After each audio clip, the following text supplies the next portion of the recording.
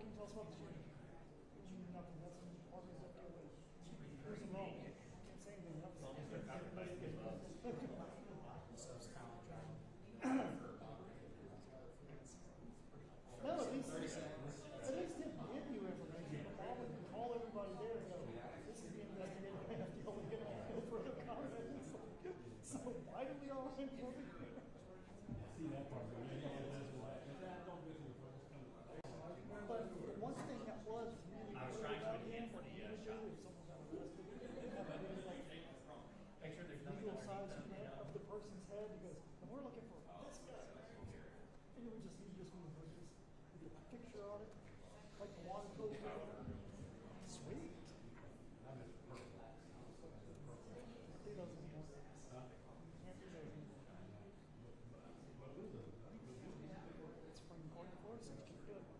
That's why, because we used to do perp walks and the calls. And then it was like, well, you can't do perp walks. So, okay, so you go to the salary room and get the perp out. Well, we can't do that anymore. In Santa Rosa County, you just put down the metal fence. Holes in it. You can't do that anymore. Doors and you can't see it. So you can't do that anymore. It's just not necessarily a bad thing. But Santa Rosa County will still do it. If there's 12 cars lined up, they will take you to the very last car, even though the first car is set there with the engine to direct access to the highway. They'll pick up to the last car every time. that's what they did with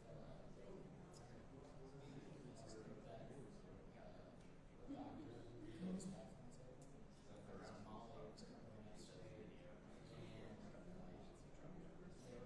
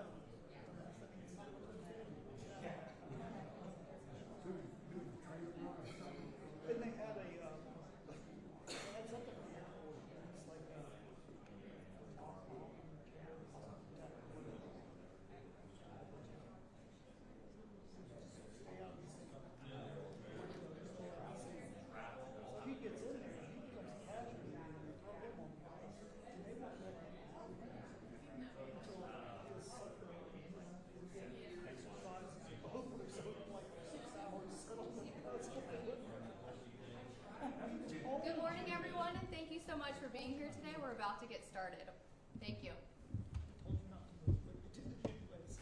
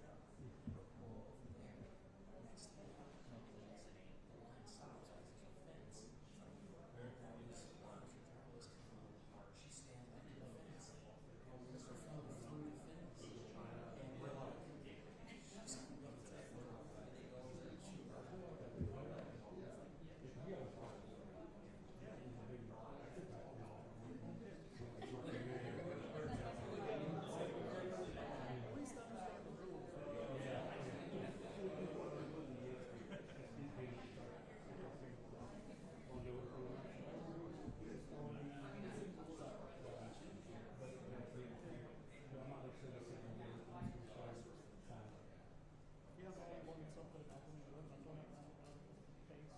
Good. It's okay. He's like, no, you go on the bridge. I can't go on the bridge. Federally blocked. You see that blue line? Just before the bridge.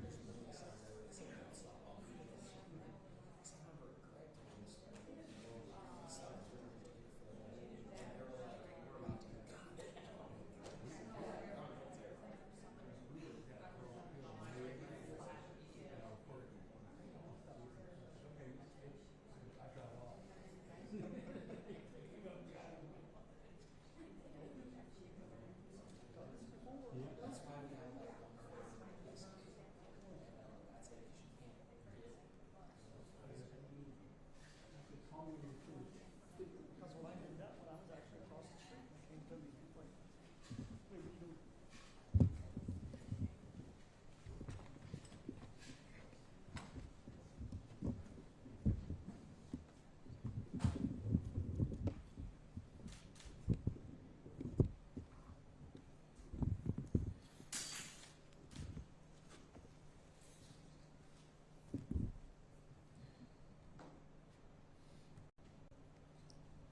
All right, everybody ready?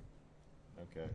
Good morning. I'm FDLE Commissioner Mark Glass, and I want to thank everyone for coming here today and listening to what we have to say.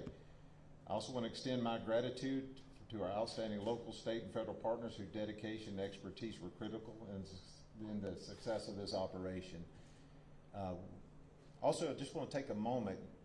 You're here at Pensacola Regional Operational Center, which is the Commissioner James T. Moore building. If you would take a moment just to say a prayer for the Moore family. Commissioner Moore was one of our instrumental commissioners throughout the time of FDLE's heritage, and who set the tone of this great organization, this department, and even come up with our core values of service, integrity, respect, and quality.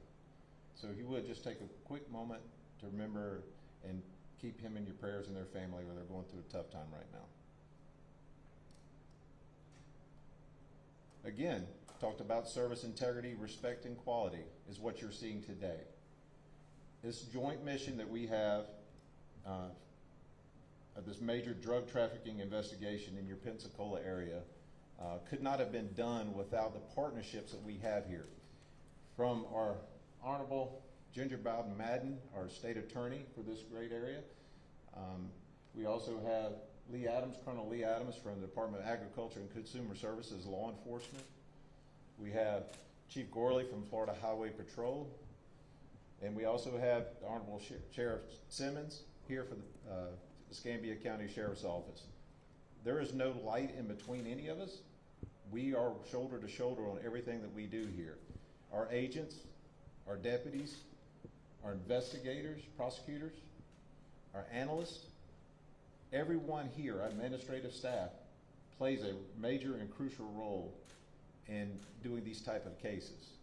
Let's just talk about this case real quick, and I'm going to let Sack Williams, Special Agent in Charge Sack Williams, to tell you more about the case. This is about fentanyl. I've been up here several times in Pensacola area with the governor, and we talked about the border operations, the southwest border that was open and porous for several years now. This product has come in and infested our state, and it is killing people left and right in our state. We have got to have people more out here in the community to stand up against this atrocious, atrocious chemical. It is a weapons of mass destruction. The amount of people that it can kill is unreal. And these people that you're seeing here on this chart, they are pushing this in your community. These are the ones that will allow fentanyl-laced product to go out in your community. There is not one person here that is not affected by fentanyl. I don't care who you are. You have family. You have loved ones. Fentanyl is atrocious. It has no care who it kills, nor do these folks. They don't care. Understand that. They do not care who they kill in your community. This state has been attacked by fentanyl drug dealers, but there is hope. For several years, Governor Ron DeSantis has put together a SAFE program, a statewide assistance for fentanyl eradication. This program has proven to be the best criminal justice grant program that I say the state of Florida's ever had. This program has done so much to give state, local, law enforcement entities the money needed so they can follow the case beyond just the local drug pusher. You can go up in the chain now. You have time. Working with FDLE, we can get these folks. Sheriff Simmons, deputies, were instrumental in this. And I will tell you, Sheriff, your deputies are amazing. And to be able to work with our agents and being able to bring this to conclusion, this is just unreal. This shows you the partnership we have in the Florida Department of Law Enforcement and the state of Florida as a whole. But I did talk to you about the SAFE program. Now, kind of just give you some numbers. In the state, we have over 189 SAFE cases that we've actually implemented already since this thing started a couple of years ago.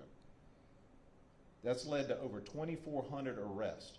Now, we're not talking about your little local drug dealer slinging something on the street corner. We're talking about really good major arrests. Over 550 pounds of fentanyl seized. Now, remind me, 550 pounds of fentanyl seized. If you're at your dinner table tonight, take about 7 to 9 grains of salt. See if you can separate them on your table. That's what kills you. And I just told you 550 pounds of fentanyl. And over 65,000 fentanyl pills. We have these clowns that are taking this type of stuff, pushing it in your communities, making it look like oxycodone pills, M30 pills, because they have the stamp capability. They get it from these, whether it be cartels, whoever they get it from, or in the backyard mixing it, or even doing their own stamping of their pills.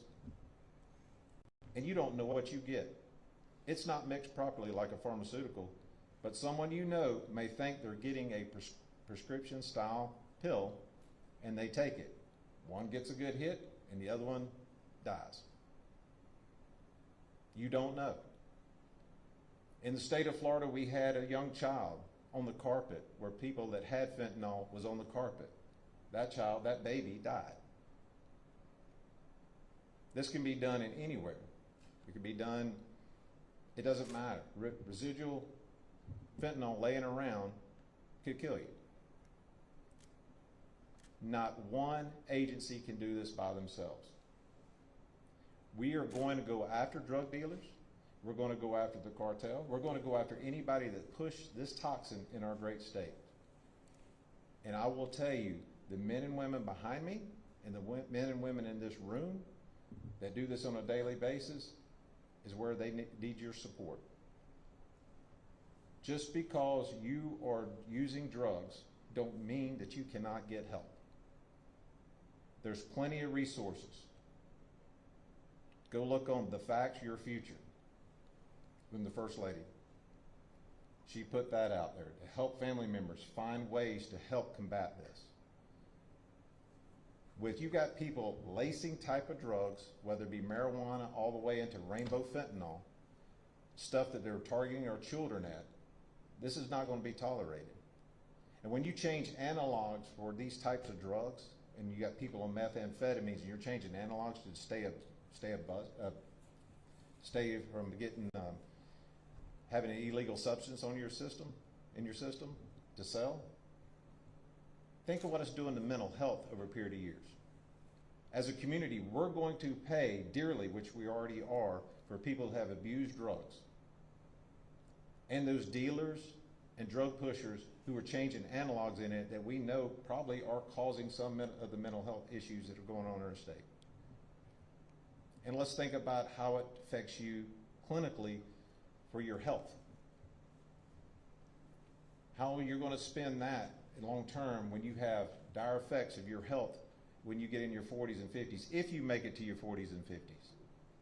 If you don't take the wrong pill, if you don't take the wrong hit, and next thing you know, you're no longer here, but you're in the graveyard. So what I'm telling you today, what we were able to do here in the Pensacola community with the partnerships, the strong partnerships here, is nothing but short of amazing. And I want to ensure that this region here, Escambia County and the surrounding counties, to include in Alabama, that we're here. We're going to help you. We're going to find you if you are doing it. If you're pushing it, I promise you we'll go after you. And now I want you to hear from Special Agent in Charge Williams on the crux of the case and how it all unfolded. Thank you, Commissioner Glass. Good morning. My name is Chris Williams. I'm a Special Agent in Charge for the Florida Department of Law Enforcement, Pensacola region. I'm here to share the results of Operation Nottingham. But before I do, I want to thank each of our incredible partners. The investigation was a success only because of their strong support and collaboration. These partners include the Office of State Attorney, 1st Judicial Circuit, the Escambia, Santa Rosa, and Okaloosa County Sheriff's Offices, Pensacola and Gulf Breeze Police Departments, Florida Highway Patrol, the Florida Department of Agriculture, Office of Agriculture Law Enforcement, Homeland Security Investigations, the United States Postal Service, the DEA, and the FBI. Beginning in April, FDLE initiated a targeted investigation to determine who was transporting and distributing fentanyl and other dangerous drugs within our community. Through extensive investigative and analytical work, we identified key individuals responsible for moving fentanyl and other drugs into and throughout our neighborhoods here in Pensacola and beyond. Once we confirmed their identities and roles, we worked close with the State Attorney's Office to secure necessary arrest warrants. Last week was a busy week. With the assistance of our law enforcement partners, we executed 22 high-risk search warrants. I'm proud to report all of those operations were carried out safely, and as a result, 15 suspects are now in custody. Additional warrants remain active for several outstanding individuals. In total, this operation identified more than 20 co-conspirators involved in distributing fentanyl and other dangerous drugs throughout the greater Pensacola area. Many of these individuals are convicted felons and repeat offenders with significant criminal histories. I'm immensely proud of the work by our agents and our analysts dismantling this organized drug trafficking network, and I'm grateful to stand here today to announce the results of the operation.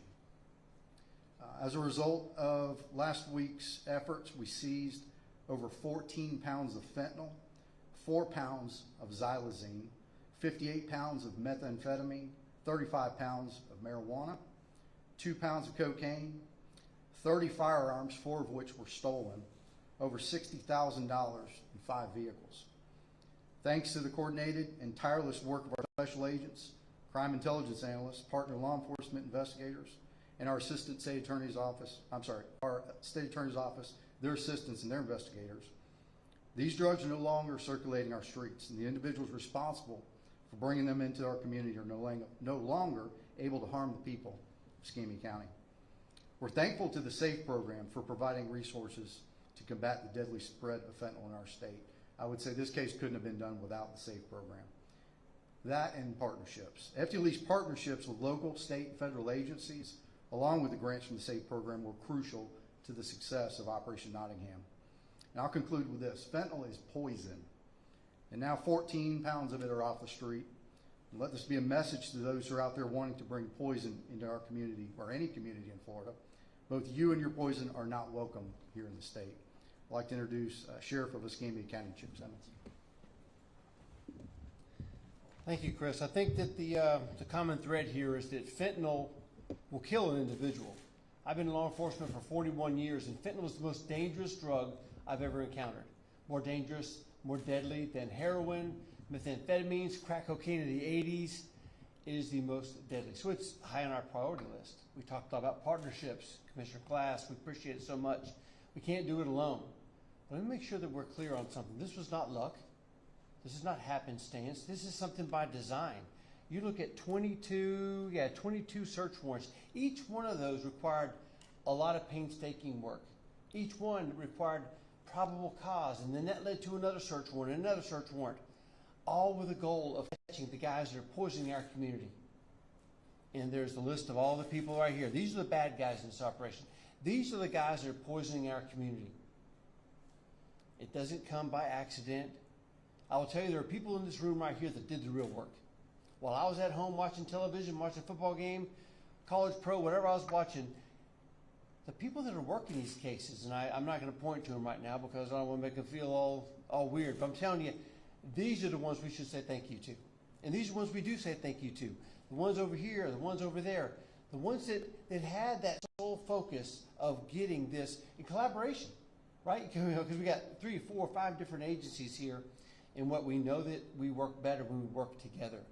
We know that we put our egos aside and we say, this is the target. These are the ones poisoning our communities. And these are the ones that we have got to take down. Escambia County, Santa Rosa County, our region is safer today because there's 30 firearms off the street. Many of them were stolen, as you mentioned, as it was mentioned. I talk a lot about the connection between drugs and guns, and what inevitably happens, someone gets shot. Escambia County specifically is safer today. It's safer because of the SAFE grant that you spoke of, Commissioner Glass. And we appreciate what Governor DeSantis does. He put an amount of money. He says, if you want to get fentanyl people off the street, if you want to get fentanyl and seize it, let us help you. And so we're taking advantage of that. We were going to do it anyways, but you know what? Everything helps us. So thank you to Chris for the cooperation, FHP, to Ginger. Thank you all for the collaboration that we have here, and not just this case, but a number of other cases. Escambia County is safer today than it was last week. Thank you. Thank you, Sheriff. So again, just to give you an idea, in the 80s, the total overdose death in the United States was a little over 9,000 people. That was in the 80s, late 80s. A little over 9,000 people. We have more than, I think it was 172,000 overdose deaths in 2022. So if you look at that, and you look at the spike when fentanyl came in, it's there. Now, we'll tell you, since 2022, we're working on that data. We can tell you that it dropped, and is dropping because of the hard work we're doing with the SAFE that the governor put in here in our state. We can tell you that it's probably dropped a little over 30% in deaths, but that's still too many deaths. It took leaders like the governor and our cabinet members, our attorney general, who has to go in and do emergency scheduling to change, to put things around, make them illegal because they change an analog and try to sell it to our kids, to our agricultural commissioner, Wilton Simpson, who bolstered his law enforcement division throughout our state, agricultural law enforcement with the colonel here, and they're out there doing interdiction operations on the highways and helping us when we go do these cases. So Colonel, I want to say thank you to you and the commissioner. And then our CFO, Blazingolio, going in with his investigators with the financial crimes aspect to it, and we're utilizing their expertise to do this. It is an all hands on deck operation for our state. But everything we do in the state, we have to remind everybody, it's all local. It's your local sheriff, and it's your local chiefs of police, it's your local county commissioners, it's your local. And thank the Lord, we have a lot of strong state attorneys such as Ginger Bowden Madden here in this district, in this circuit, and we're very thankful for her and her prosecutors and what they're able to do. Ladies and gentlemen, this is a war. We heard that back in the 80s, a war on drugs. It's here. This war is here. You don't have to go to Ukraine. You don't have to go to all these different places. It's in your backyard. And I'm calling on every person in the community to watch, pay attention, let your local law enforcement and the sheriff know, even FDLE or your prosecutors, let them know where this stuff is at so we can eradicate it. And then also at the same time, go to the resources we have in our great state and even our local community to help your family members get off these horrible drugs. We've got to do everything we possibly can. And with that, without further questions, I'll take your questions. Were these 15 individuals all part of one organization like a gang, or were they all individually under? So they are all a part of an organization, a drug trafficking organization. So yeah, to answer your question, yes, they are a part of a group that was trafficking fentanyl and a whole bunch of other drugs throughout Escambia County and beyond. Any more questions? Yes, sir. Quick question. I know this operation was going on last week, and I know there were a lot of people that were speculating because there was an incident at Home Depot where you had a law enforcement presence. Was that, can you say if that was part of this operation? Sure, I can speak to it. So Home Depot was not involved in this investigation whatsoever. That was a briefing for one of the many search warrants that we executed last week. So that was tied to it, but Home Depot just was happenstance and somebody saw that. Speaking of parking lot. Representative Salzman has proposed a bill that would make testing the equipment to test certain drugs legal. Do you think that would help with the overdoses and the fentanyl issue we're seeing? Well, I'm looking forward to that bill going through. I mean, and reading and seeing what it's all showing. But there's many things that you can use now in your, as a person in society, you can actually look at it. Just stay away from it.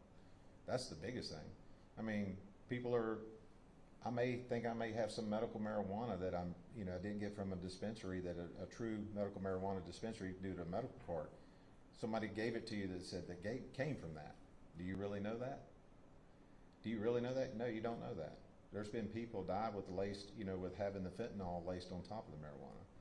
If it wasn't prescribed to you from a doctor and you got it from a pharmacy, or you haven't got it from the dispensary where the prescribed doctors sent you to, I would suggest you don't do it, because it's just like playing Russian roulette with your life. One more question? Is it possible we can see more arrests or charges because of all this? Sure. Yes, absolutely. We have 7 individuals that we're still seeking, and I expect probably there'll be more charges even beyond that as investigation progresses. Okay. Thank you very much for your time. We do appreciate it, and I want to tell my brothers and sisters here in criminal justice that I thank you for all your support and help, and then those investigators, prosecutors, analysts, and people in our community. Thank you for your help in helping us solve some of this and eradicating this from this area. So we appreciate it. Thank you.